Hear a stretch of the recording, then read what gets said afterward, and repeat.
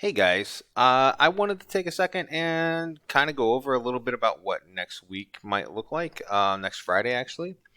So we all know the Webb's DOK wheel, where it's got levels one, two, three, four, and we are constantly striving to get to the higher level of designing or creating. Um, and it just shows that students have more understanding on the subjects and topics that we're teaching about and we're talking about. But the wheel's kind of been done, so I wanted to, I guess, reinvent the wheel. So I wanted to take some of the verbs that we know that we use when we're teaching, and talk about how we could move from level one to and level two to a level three and level four. But first, before we do that, we have to understand, what we're actually looking at with the DOK levels. So I've got our depth of knowledge, where you recall and you reproduce information. You got some concepts, some basic thinking, and extended thinking. And these are the actions that we perform whenever we're doing those types of tasks.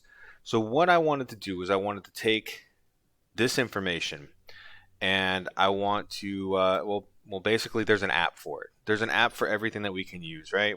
The old Apple commercials. Well, there's an app for that.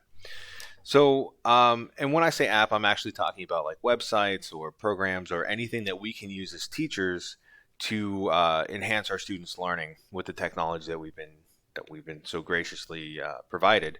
So, what I want to do is I want to take all of these verbs and these levels, and I want to look up applications, websites, programs, whatever it is, and I kind of want to give an overview of each one of these applications, programs, or websites.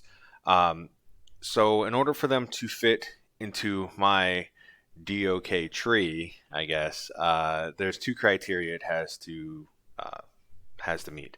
The first one is that it's got to be free. Um, when I was back in my car club days, I had a motto: if it's free, it's for me. I still live by that motto. So what I really want is I want to have zero out of pocket expenses for any of my teachers. So every app that I review, every website that I find, anything like that is going to be free to use.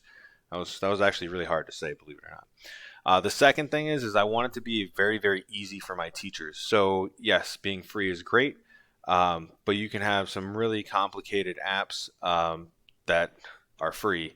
I want my stuff to be easy and free. For each one of the apps, I want to create like a 1 to 5 minute video explaining what it is and how to use it, kind of like what this is right here. And that's just a bit of what I'm working on right now. I want to try to get it out, get it done, and ready for you guys as soon as I can. Sorry, that was the walkie.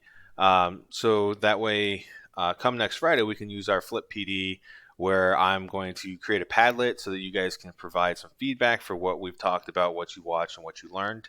Um, but that's this in a nutshell, man. I'm really excited for it. I had a flipped classroom when I taught fifth grade science, and it was probably one of the best. That's my alarm for lunch duty. I just got all kinds of stuff happening right now.